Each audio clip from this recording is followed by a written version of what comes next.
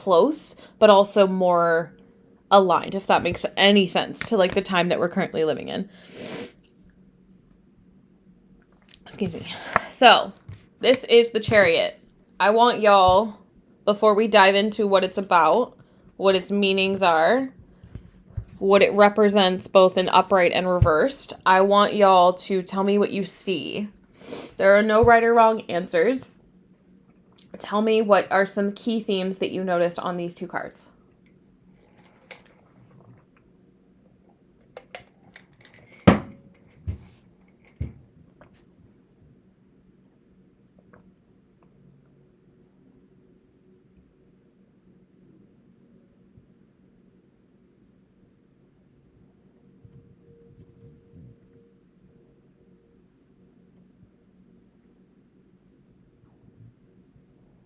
Anyone?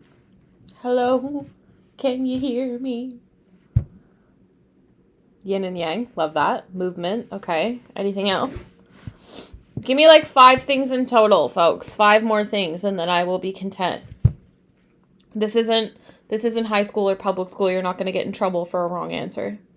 The stars in both cards surrounding mainly their heads. Clear path, motion, power, authority, forward movement, taking action, card on the left, balanced approach, card on the right, divine push. Love it. Okay. Y'all gave me so many. So when the Chariot is in the upright, you're all right. One thing I almost always notice when it comes to this image especially is the black and white aspect. Like almost always in a client's reading, I will be like, hey, are we looking at things into black and white of a scope? Are we seeing things into, to like non-gray area way? But this is usually, it's the Chariot as a whole. If we were to look at it in kind of a broad understanding of it, it is about control. It's about willpower. It's about action. It's about success and determination and forward movement. It's about pushing all of those things forward.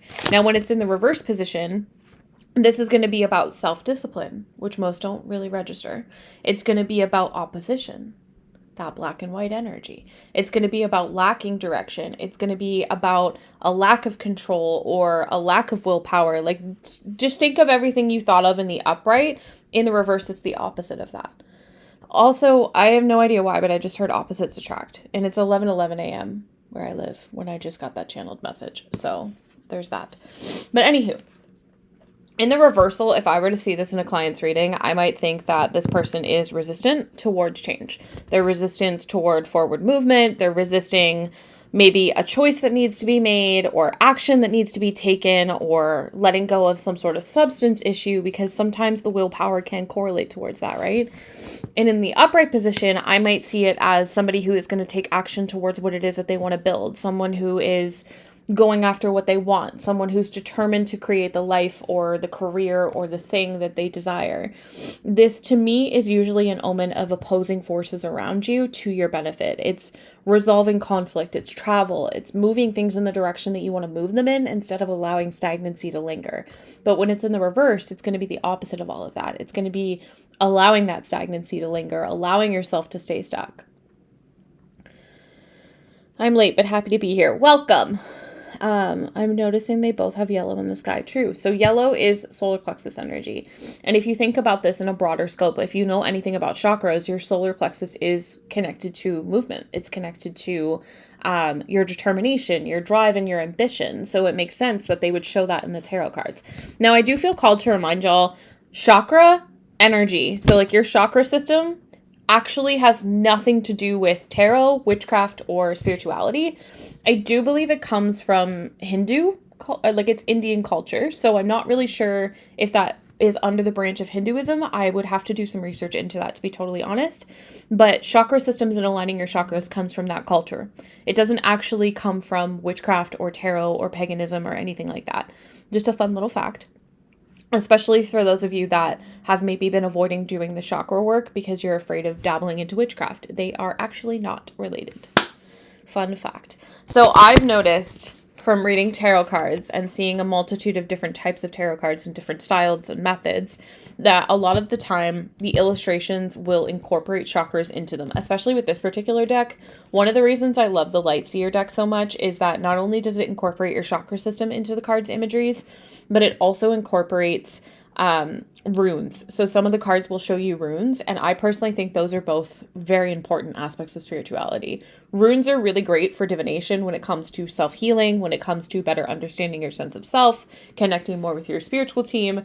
And then your chakra system, I personally think, even though they don't correlate to spirituality in the same way, I think it's incredibly important to have an aligned chakra system, because if you have your chakra system aligned, you're grounded to earth. And if you're not grounded to earth, you're not going to be able to manifest what you want. That is my opinion, and it's okay if you don't agree with it.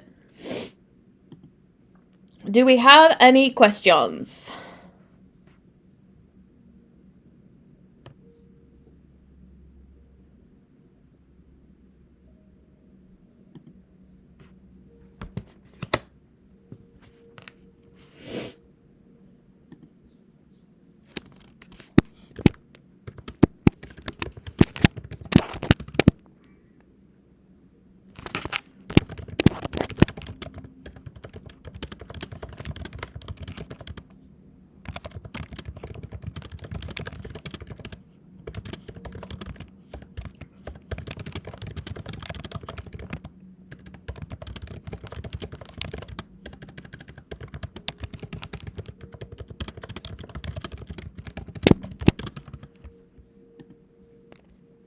No, that makes sense to me. No. Okay.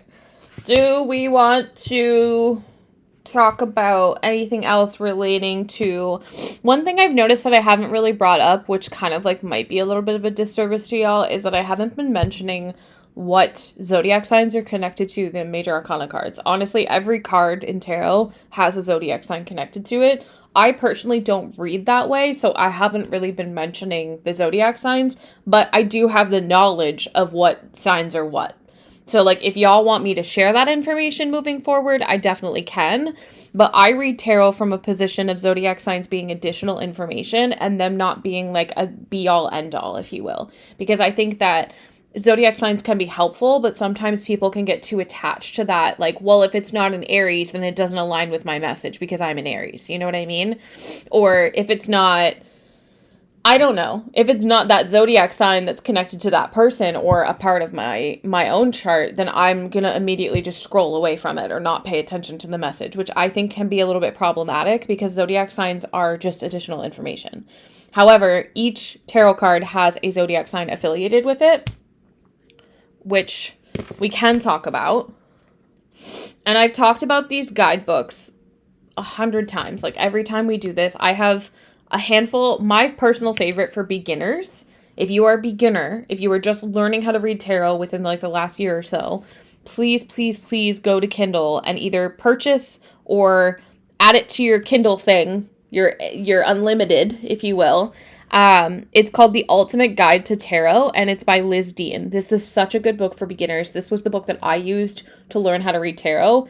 And once I became more comfortable with the meanings of each card, with what the cards were connected to, because once again, each card has a zodiac sign, it has a planet, it has an affiliated tarot card. So, like, example, the Chariot can also be numerologically linked to the Tower. This particular guidebook will tell you that.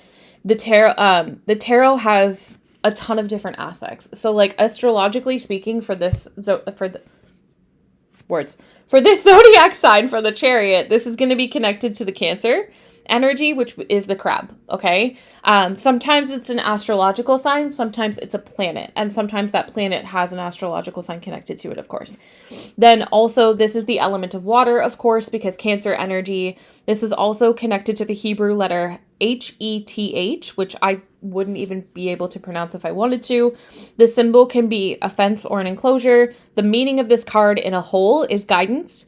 The tree of life pathway is the 8th between Jehubra and Binah, and the chakra is the throat chakra for your truth. So, once again, this book is incredible because it tells you all of that. And there's also aspects of this particular book that'll show you, some people read their tarot cards based off of symbolism. So, like, some people might see, I don't know, like the wings. They might see the wings and be like, oh, what's that representing? Sometimes you can find guidebooks that will actually tell you what that's connected to.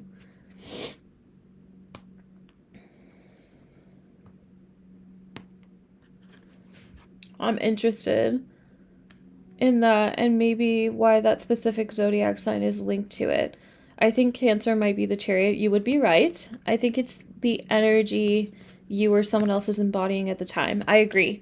I 9 times out of 10 see zodiac signs as, like I've said a million times, additional information, but that information could be more aligned with like what the characteristics of those zodiac signs embody. So what are their traits? So like Cancer, for example, they're usually very family oriented. They're usually very emotionally balanced. They're usually very calm. I'm thinking of my partner who is a Cancer. This man is like literally the most like calm and regulated person I've ever met. Like 9 times out of 10, if a Cancer is in balance with themselves, that's the kind of energy they're going to embody, which goes really well with this energy. The other thing I've noticed about Cancer signs from my past experience with people is that they get shit done. They get shit done in a multitude of layers also. That's super interesting, especially the associations not direct meanings. Sometimes that's what the cards are trying to tell you too, is like the associations or what it might be connected to versus what the actual meaning of the card is. Like I've said in every other stream we've done for learning how to read the tarot, reading tarot is intuitive. It's about reading from a place of understanding the messages that you're receiving from source versus what the cards actually mean. The cards' meanings are really important, but they're also just kind of supposed to be on the back burner of your mind, because what's much more important is what you feel when you're reading the cards. Can also be loosely based on the time. Truth. You're a Cancer and can definitely agree. Literally, they always get shit done.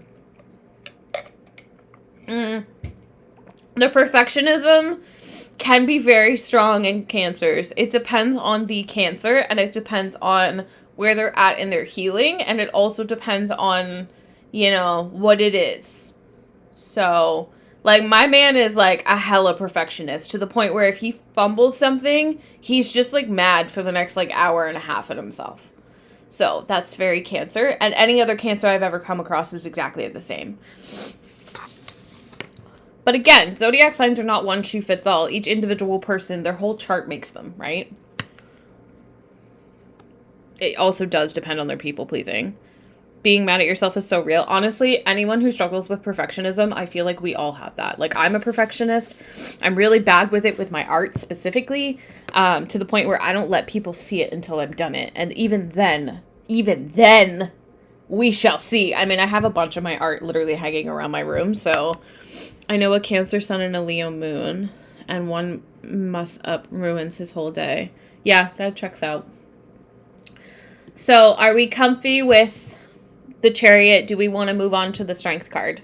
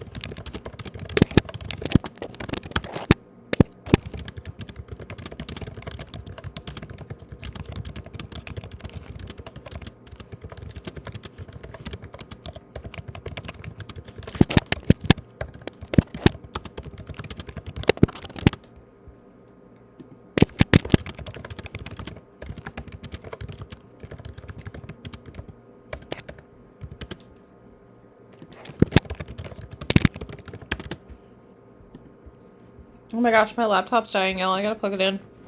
Yes, let's move on. You irritate yourself with perfectionism. Valid. Okay, just 1 second, y'all.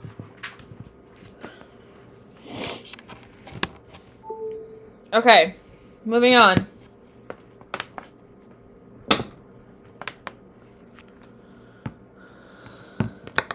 we are now talking about the Strength card. So I'm going to show you them separately. So this is the Raider White. This is the Lightseers.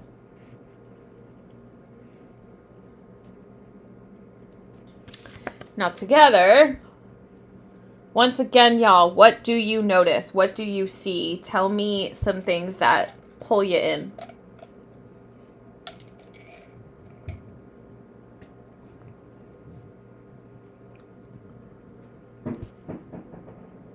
I swear to God, every time, every single day, at the exact same moment, they drop what sounds like a marble. Just one singular marble.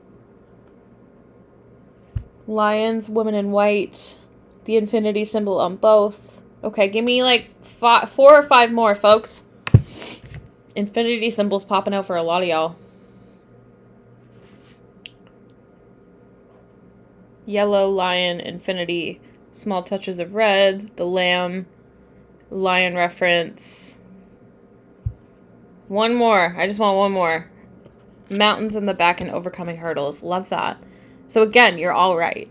One thing I always notice, I don't know why, because this card doesn't show it, but like most renditions of the Strength card in different tarot, the illustration shows something very similar to this imagery, where a woman is taming a lion. For some reason, I almost always notice that. Because to me, the Strength card, if I'm not basing this off of the keywords that come from guidebooks, if I'm not basing this off of the knowledge that I already have, my own interpretation of the Strength card is taming the beast within yourself. Taming the part of you that feels out of balance, whether that's your shadow side or your rage or whatever. I always see it as like calming. You know what I mean? So in a broader sense, the other deck is inner since it's half her. Exactly. So in a broader sense, this is about inner power. This is about overcoming your weakness. This is about courage and persistence and obviously strength. This is about like shifting into who you are, in my opinion. It's about learning how to balance that out, okay? Sometimes it can also symbolize a bit of influence or compassion you have over other people. It depends on the cards that surround it. And when it's in the reversal, this is going to talk about inner strength. So this is more focused on the internal power that you hold when it comes to your mental health, when it comes to your emotions, when it comes to that kind of stuff. This also can connect to your, like, I always see it when it's in the reverse position. It is a huge indication to me that the client or the person, or even a part of myself, depending on the reading that I'm doing, is stuck in a cycle of doubt. They're stuck in a cycle of self-doubt, and this could be coming from low energy, whether that's burnout or exhaustion of some sort. And it also really, really taps into some raw emotions. So it's Spirit's cheeky little way of saying, hey, maybe we're doubting ourselves because we have some emotions we haven't processed. Or maybe we're doubting ourselves because we are tired.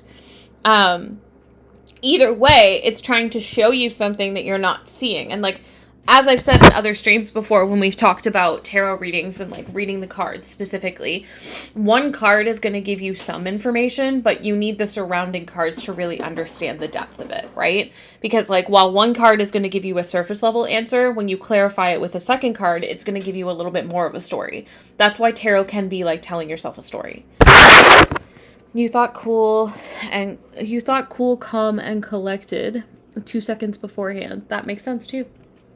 So, I'm going to read you guys, once again, from The Ultimate Guide to Tarot, A Beginner's Guide to Reading the Tarot Cards by Liz Dean. Please, if you're a beginner, go get it. You can get it on Kindle Unlimited. It is free if you have a subscription. So, the alternative names for this particular card are Fortitude and Force. The number that can be connected with this one is VIII. I don't know what that is in Roman numbers. I'm so sorry. This can also be numbered XI in some tarot decks. This is also numerologically linked to the star card. Beautiful, if you think about that. Think about that in an in-depth way. The strength card and the star going hand in hand is just so beautiful. Thank you. The number 8, apparently, everyone. The astrological sign or planet, I feel like most of you can guess. I'm kind of curious. Can y'all guess what zodiac sign's connected to this? I feel like it's blatantly obvious. Yes, it is Leo. You are all right. Because duh, it's a lion. The element with this one is obviously fire because Leo is a fire energy. The Hebrew letter is Tith. The symbol to this one is very interesting to me. It's actually the serpent, which is a snake. The meaning of this card is in whole courage. The tree of life pathway is ninth between Jibru and chest. The chakra for this one is actually your solar plexus, which is about self-empowerment. This can also correlate towards patience, tension, and obviously strength, as we've talked about. Yeah, I know, it's a real tough call what that zodiac sign is, isn't it? And do we have any questions?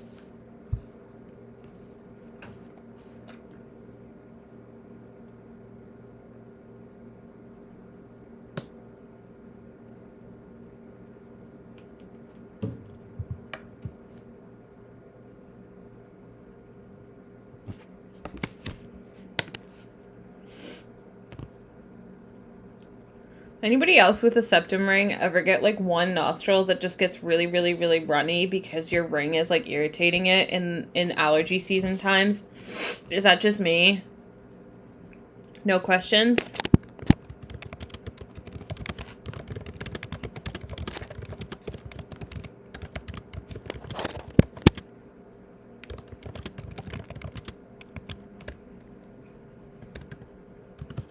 Yes, okay, good. It's not just me. Allergy season and I mean, we didn't like each other to begin with, but now that I have a septum piercing, it's so much worse. And I got my septum piercing at the peak of allergy season when I first got it pierced. Of course, Leo would be the most obvious one to tell, 100%. Are we comfy with everything we've discussed? Do we have anything else we want to talk about? Is there anything y'all can think of? For those of you that already read the tarot and have been learning, is there anything you can think of you want to add about the Strength card? Or do we want to move on to the Hermit? Excuse me. Y'all. Septum rings are not for the weak.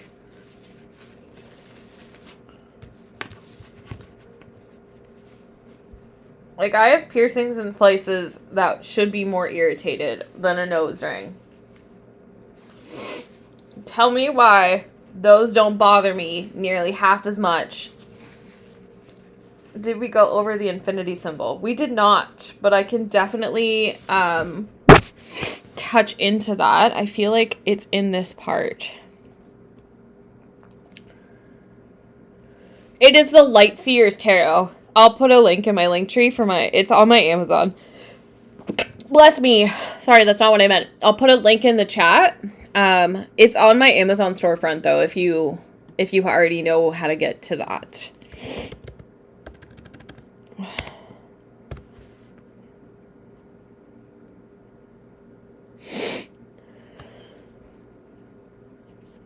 So for me, I usually look at the infinity symbol as like infinity. So it's like Spirit's way of saying you have infinite power. You have infinite strength. You have infinite gifts, you know? Please hold, I'm getting sidetracked. I can only focus on one thing at a time. ADHD shit. I'm sorry. I always look at the Strength, too, as a very comforting card, like a push in the right direction. That's not wrong. I mean, I see it very similarly. I think that's why it's also affiliated with the Star card, because that's exactly what the Star is. The Star is about, like, movement forward. It's about healing. It's about a wish come true. It's about regeneration, right? So if you think about it from that position, you're kind of looking at the Strength card through the scope of what it's connected to with the other tarot. So the infinity symbol, so says this guidebook. Once again, y'all should really get it. Balance, activity, renewal. The flow of this is never-ending symbol also suggests consistency and patience. The 8 shape mirrors the Strength's number. This also appears on the Magician card oftentimes. Security or ethical code. Ooh, I like that. I like that a lot. I am like I've noticed something, and this is going to sound a little bit conceited, and that's fine. I'm going to sound a little cunty, and that's fine. I have noticed in the last couple of months specifically, a lot of the readers on the internet are not reading totally ethically. And I'm starting to see that I might be one of the few that are putting my ethics above my need for clout. Have y'all noticed that? Or is it just me? Like, am I just like going through something? Do I need to reflect upon some weird shit within myself? Call me on my bullshit if it needs to be. But like, I've been noticing a lot of readers on the internet are not ethically reading, and it pisses me the fuck off. You totally agree with that? Yes, and yeah. Okay, cool. I wasn't sure if I was being a weirdo, because like that, I'm human. I'm gonna be a weirdo sometimes. I'm gonna do weirdo shit sometimes. Yeah, it's like, it weirds me out, and I'm like, hey man, like, I had someone recently, so I read out of a local shop. I sometimes will, like, I just kind of book the room for the afternoon, and I read out of this space once every couple of months. And the owner, the last time I was there, asked me if I work with dark energy, and if I'm someone who dabbles in baneful magic. And I was like, no, not really my cup of tea. How come? And then they proceed to tell me that there was someone who also works out of this shop occasionally, they're like a guest star, that asked them that question. And then I later found out that this person could have potentially done a full scope on my energy through the tarot. And I immediately was like, hey, that's not okay. You do not get to read into my energy without my consent. You do not get to tap into my shit unless I say you can tap into my shit, which I will never tell a single person, because the only person I will allow to read on me is me and one other psychic. And I was just like, that's weird. That's very weird behavior, but it's so normalized in the spiritual community. And I'm like, why is that? What makes you think that you can do something without consent? I feel the same way about practicing witchcraft. It's weird behavior. Exactly. So the funniest part is after this person told me that this person probably did a scope on me, I started laughing, and I was like, well, that's why they thought I worked with negative energy and baneful magic. And they were like, why? And I was like, because a while back when I first started my platform, I told my spiritual team to give people false information if they tried to read cards on me. So people will pull cards to try and figure out what's going on in my life, and you're getting absolute bullshit, because that's what my team and I agreed upon in the beginning, which I then started laughing because I think it's hilarious that my guides are still following through with that, but of course they would, because I never told them to stop. Yeah, I think that's why I brought this up, because the strength card does kind of connect to your consciousness and your actions and how you are with those actions. And the ethical part, I can't remember who said that in the chat, but someone had mentioned the strength card connecting them to ethics. And I feel like that's very important to talk about. I feel like it's very important to remember that ethics is very important in spirituality. Because if not, you're gonna attract negative energy. You're gonna bring in weird juju. And then you're gonna wonder why you have the bad karma that you've achieved. Baby, it's because you're not doing things ethically. You're not doing things the way you're supposed to. And this isn't about, like, right or wrong, karma, no karma. This is just reality of life. Anyway, are we comfy? Moving on to the Hermit card now that I've yapped for a little bit.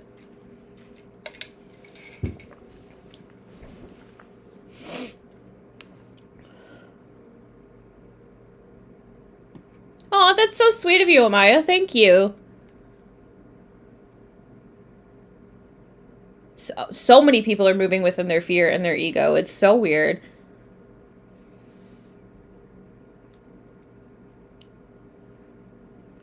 The energy on Witch Talk has been super wild lately. Like, ever since it got taken over by the states, things over there are fucking hella weird.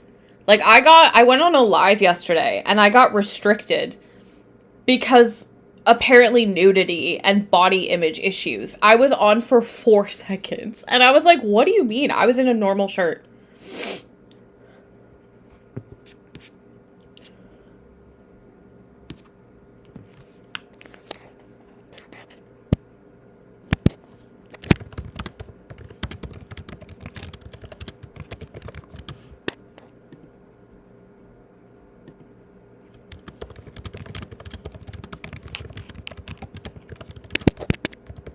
I was on there and I thought it was so weird. It was, like, I was in a normal t-shirt. Like, what do you mean? And that's never happened before. I mean, I've gotten restricted before because people don't like the truth. So either they report it or they're triggered or whatever. So that's happened, but it's not ever that quick. It's like, that was crazy. I know, it wasn't even that booby of a shirt. Like, it was insane to me. All right, we're going to move on to the Hermit. Just let me finish my distracting moment, and then I will be back to full attention to you guys. Because ADHD, I just flow with it. I raw dog my life. It's fine.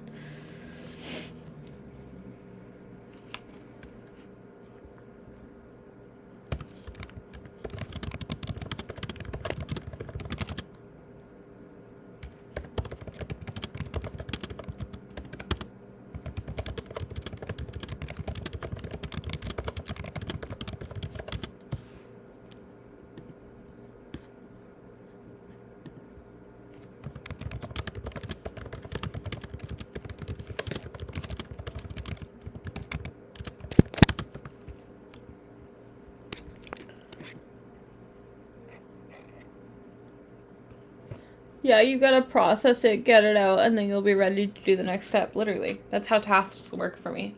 I can't help it. If I get a text message and my, like, messages app is open on my computer, gone. So I try to keep the app closed, but for some reason it was open and I just happened to notice, and I'm like, oh, squirrel! Anyway, we're gonna move on now. So I'm gonna show you the Hermit from the Raider White deck first. And then the Lights Ears. And then together. What do y'all notice? Tell me some things that poke out to you. Sorry. I'm 4 years old sometimes. 12, I guess, technically. Exactly. If I don't do the task that's distracting me, my ADHD will cause me to spiral, and then I'll be dysregulated. Light and dark, lanterns in the sky. Okay. Give me like 5 more, everyone. The lantern. Okay. 4 more. How the face is covered and it gives me humble vibes. I like that. I like that a lot. Continuing on your healing journey. Cold and lonely. Lighting the dark. Okay, cool. I love all of those answers, y'all. Beautiful.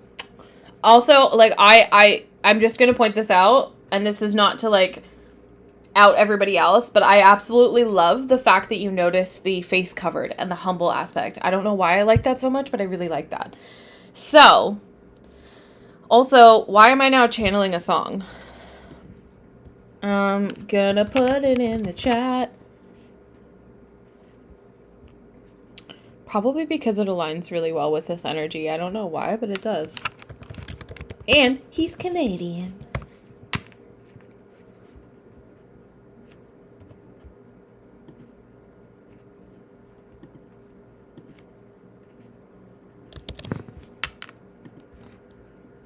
Supporting oneself. Ooh, I like that too. Hello. Okay, here. So, anyway, back to focus. The Hermit card, when it's in the upright position, you are all correct, okay? But it's usually also about soul searching. It's about introspection. It's about being alone with yourself, inner guidance, and connecting with that part of you. It's about reconnecting with your inner world, essentially. I usually see this, when I see it in a client's reading, it's usually an omen to me that you need to kind of go inward and process either something that's presently happening that you're struggling with or something that you were still holding on to from the past, which is when the surrounding cards are going to give you more insight. Can I just say these live streams are so fun? I'm having the best time. I'm so glad. I'm so glad you guys like them. I should have done it sooner, honestly. I had a person in my past telling me to stream on Twitch for like ever, but I never got around to it. What the heck was that noise? Did y'all hear that? Am I tripping? Hello?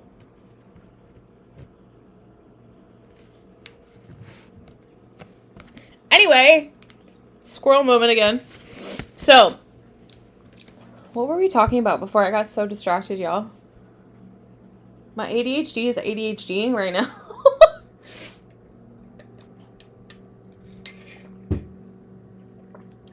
Refresh my memory, somebody. Help a girl out. A girl's just living. 44:44 on the stream timer.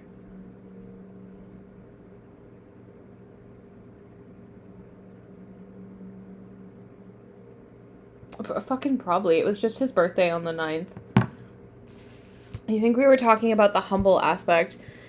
I don't remember, but if it's meant to, it'll come back, everyone. Ultimately, the Hermit is very much an indication that your guides are telling you to go inward, whether or not that's on present energy or past energy. It usually, the surrounding cards will give you that answer. So, like, I'm going to give y'all an example. If I saw the Hermit pop up in a tarot spread and then the Six of Cups was next to it, that would immediately tell me somebody needs to work through some stuff from either childhood or their past in some capacity. Now, when the Hermit shows up in the reverse position, it has a very similar meaning, but it's also a little different. In the reversed, this talks about being in isolation. It talks about feeling lonely, feeling very withdrawn. And when I see it in the reverse position, it's usually an omen to me that my client or even myself, because once again, I read for myself, that tells me that there's a need to socialize. There's a need to potentially step outside of your comfort zone or stop doing so much introspection because you can do too much healing. I know that's weird and it sounds counterintuitive, but there's too much of a good thing can become a bad thing no matter what. Like temperance shows us that, which we will talk about more next week, I think. I would have to look at the schedule to be totally honest, but temperance will talk more about that because everything is okay in moderation, and it's the same for introspection. It's the same for our healing journey. And ultimately, if we're doing too much healing, we're going to burn ourselves out or reflect about something that happened. True. The other things I like to bring up when it comes to the Hermit is this is usually an omen that the guidance that you're seeking is already within you. It's an omen that if you take some time to look inward, if you take some time to tap into your inner self, you're going to gain some wisdom and self-evaluation that's going to help you on your path moving forward. But 9 times out of 10, it's harder for us to do that because not everyone wants to be on a period of being by themselves. This is also in the upright, always an omen that you need to be alone right now. Whether that's like for 5 minutes, for an afternoon, for an evening, for a weekend, or for a while, like this is an indication that you need to be solo currently. So the other things I want to talk about, the alternative names for this card, which is probably why I just started channeling that Neil Young song, is the Old Man, Time, and the Poor Man. This is associated with IX, which is the number 9. The numerology link is the moon. This is also connected to what zodiac sign? Can anybody guess? If you already know, don't tell. I want to see if anyone can guess what zodiac sign this would be connected to.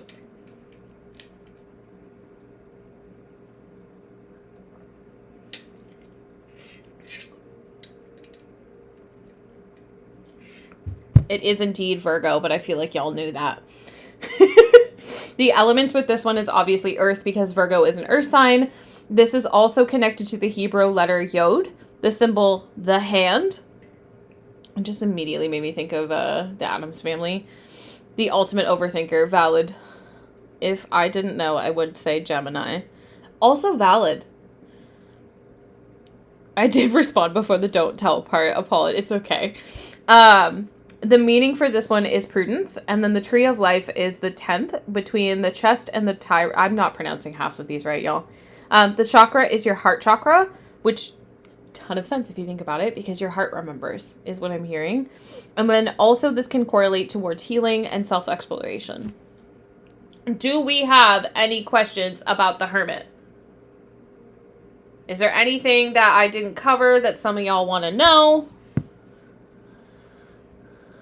Gemini and Virgo are both very Mercury, so that makes sense. That's also true, yeah. Geminis drive me crazy. But I also love them, but they also drive me crazy.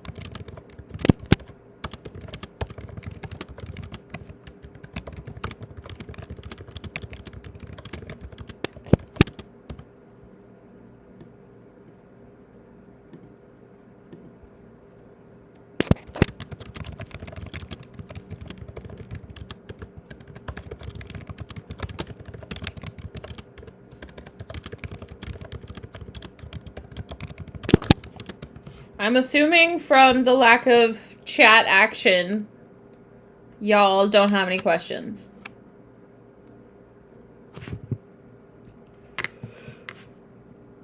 Excuse me, oh my gosh, you guys. I told y'all, I've been such a sleepy girl lately.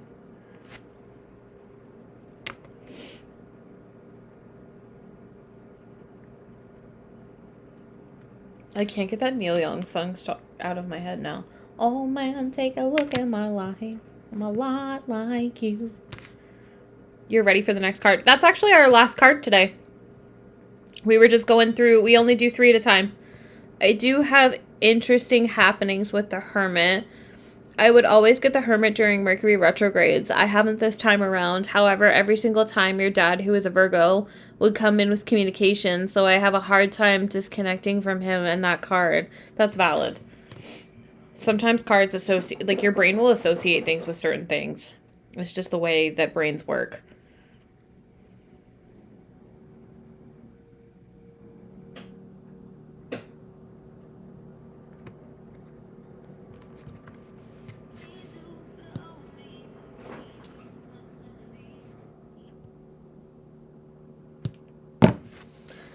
So, I'm going to leave the last 10 minutes open to anyone asking me questions. Within reason. Ha! The 6 of Cups being the bottom of the deck energy. That's funny, because I said, like, the Hermit to me, with the 6 of Cups, would mean there's something from your past or your childhood you need to process. That was an excellent lesson today. Good, I'm glad. I also see Virgo as an old man. That's fair. I associate Virgo with a Virgo from my past because brain associations. We do that shit. So.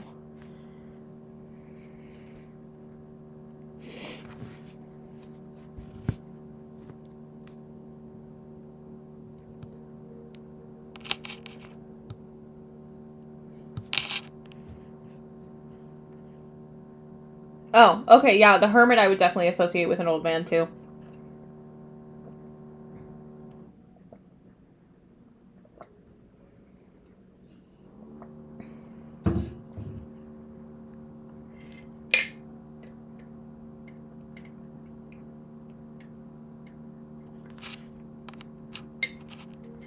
You have a whole new perspective on the Hermit? I love that.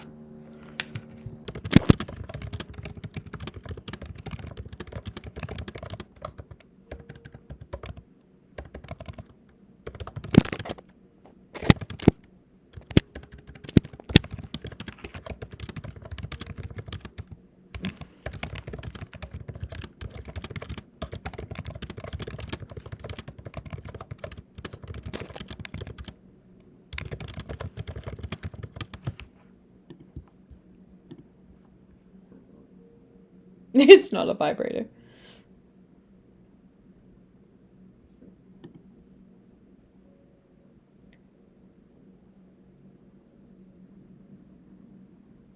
People get so triggered when you don't want to post your man. I know. I saw this thing. This is like totally unrelated, but I saw this on Twitter the other day, and it was somebody, or maybe it was, I don't know. I saw something somewhere where someone was just like, if you're not posting your man's face, I just know that man is married or has a girlfriend. And I'm like, or I'm a private fucking person.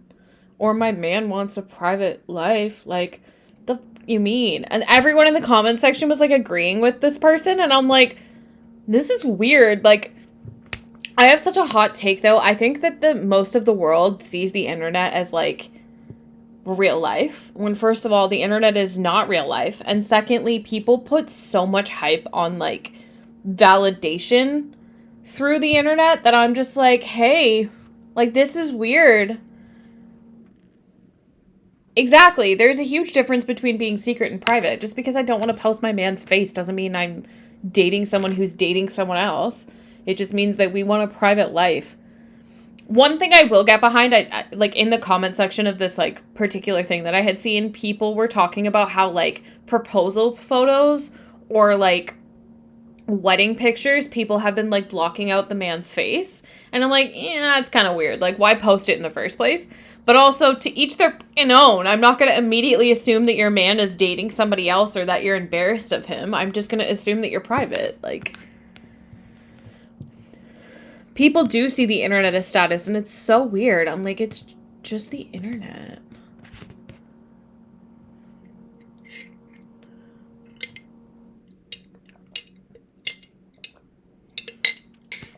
I also have like a love-hate relationship with the internet 99.9% of the time, as I've been pretty open with y'all about. Because like, cool, but also, you know? Anyway, I'm going to assume that we don't have any questions. And I kind of want to go to the gym.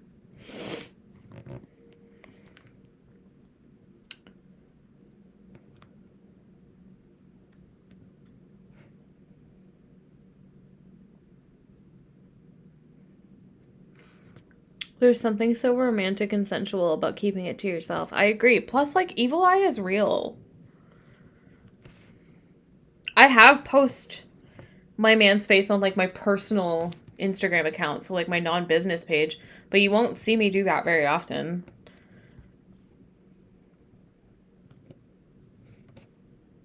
I like a private life. I don't know why that's a bad thing to people.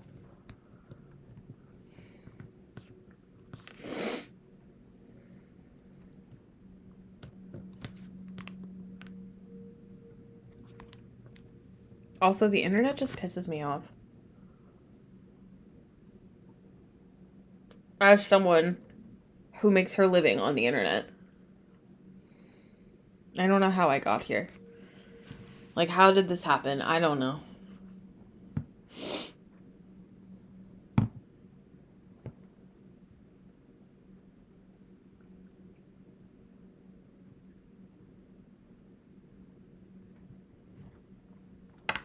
I feel like because people think they're entitled to know everything about your life and what's going on. I agree.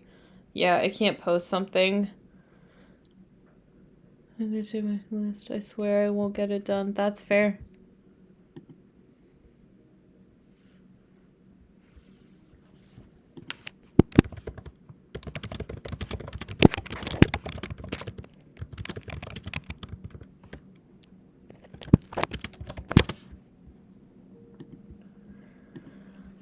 All right, babies, I'm going to call it. Everyone is always in competition, which is also another weird part of society that, like, maybe someday, once I get a better PC setup, we're going to have a stream designated to just talking shit.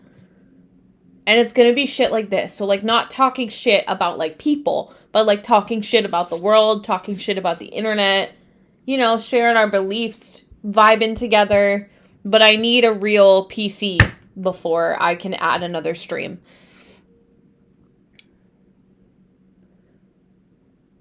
And I don't understand the comparison cycle. Like, it's something that I've never really got behind. And I had jealousy issues, like severe jealousy issues as a kid. But, like, my jealousy issues were never about comparing my life to other people. Mine were mostly, like, I always thought I was really ugly. And I always thought I was really fat because I was really bullied growing up for being, quote, ugly and fat. Fast forward to adulthood, I now realize it's what's called pretty girl privilege, but that's a whole other can of worms. But, like, my jealousy would come from, like, thinking that women were better looking than me, and in some way, I guess I was comparing my physical looks to them, but I was never comparing my life to these people. So the comparison aspect of jealousy, I've never really understood the concept of, because, like, what do you mean you're comparing yourself to that person's job because you don't have that job?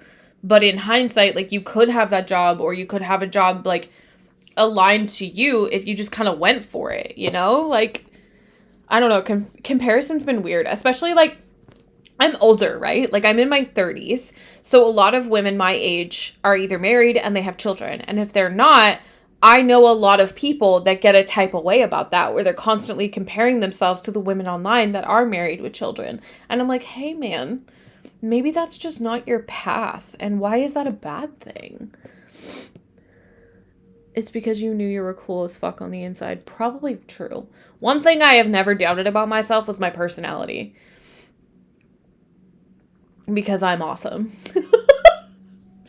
It's important to love yourself, and loving yourself does not make you conceited. I don't know who needs to hear that, but saying things like, I'm awesome, I'm beautiful, and I'm cool doesn't immediately mean you have a God complex, and I wish I could teach you all that. That was a lesson I had to learn, and it was a process, and let me tell you.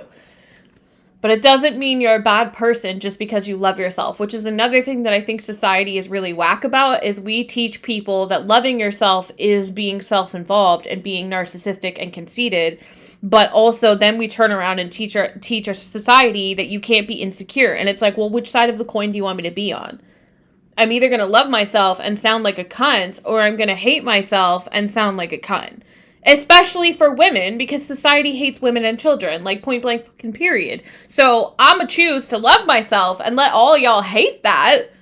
And the other side of it is like, most of the time when people are hating on you for loving yourself, it's because they hate themselves. And it's like, baby, stop projecting. Like, just learn self-love. It's not that challenging. I mean, it is actually a very difficult process. Anyway. See, this is what I mean. I need a whole separate stream to just talk shit. That's what I need. Deep breaths, literally, but also feminine rage is real. Anyway, y'all, that is the end of today's stream. So tune in next week for, what day is that? Whoa, the 17th of March. That's insane. This year is already flying by. Although this month is kind of dragging out, but like, holy shit. Anyway, tune in the 17th of March, 10:30 a.m. Eastern Standard Time. Actually, I'm going to change that to 11 a.m. Eastern Standard Time. Then y'all don't have to watch me eat my breakfast. And I feel like that's probably a better choice. And then we will be back on Thursday, 11 a.m., which is a new moon, by the way, everybody. We will be back on Thursday for the next tarot lesson, which will be, I think, the Wheel of Fortune. Let's look. Since we're here. It'll be the Wheel of Fortune, Justice, and the Hanged Man. We are getting really close to my favorite tarot card, too.